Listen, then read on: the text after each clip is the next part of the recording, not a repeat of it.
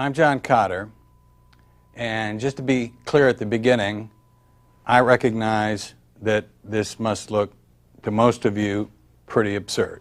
This is indeed a stuffed bird. It's an emperor penguin, but it's... And this is a prop because it's not freezing in here. This is a nice studio at 68 degrees, so why are we doing this? Well, Holger Rathgaber and I have recently written a book that's called Our Iceberg is Melting. And the book is about a penguin colony in Antarctica, emperor penguins, like our friend here. And the book also is, in a sense, kind of silly, but the purpose of the book and the lessons of the book couldn't be more serious. The basic structure of the story is this. It's a fable, takes 45 minutes to read. There's this middle-level penguin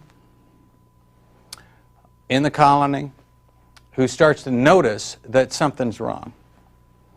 He's a very curious guy. There seems to be a piece of the iceberg they lived on and have lived on for generations over here that has disappeared.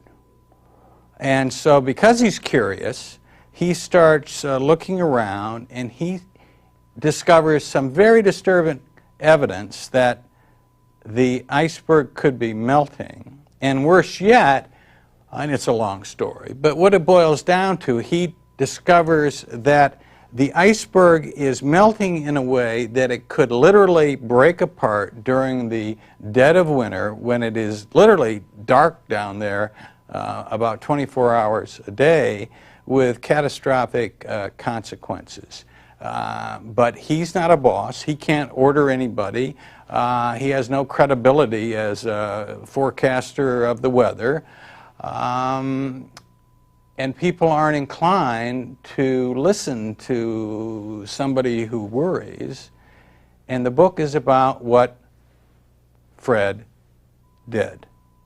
It's a book about change, a book about a changing world and how you can change with it or not change.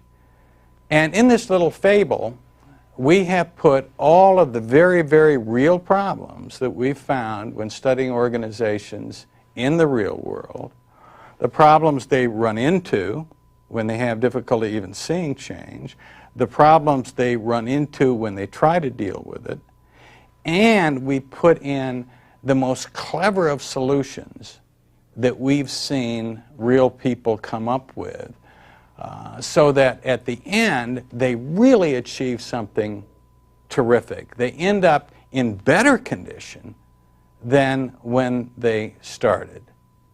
And our penguins in this story, as it turns out, are like that, those guys that do great. They're very, very clever penguins.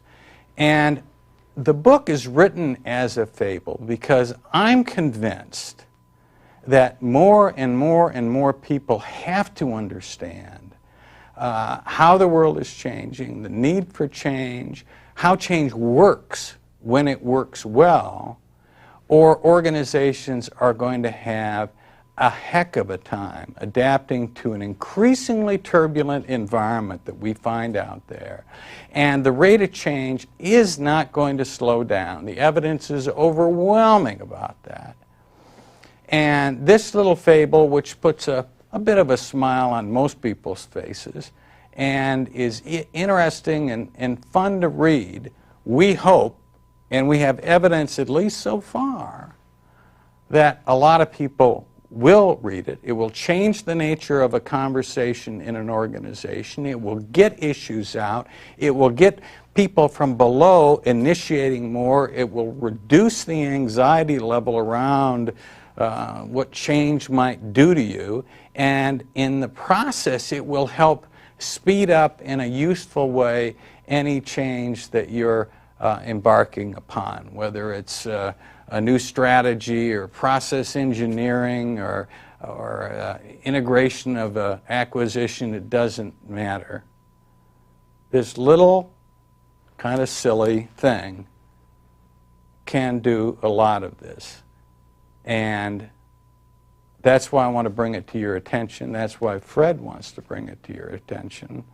And as I said, I know this looks a little strange, and so does the book, by the way. But you'd be surprised what it can do. That's right, right?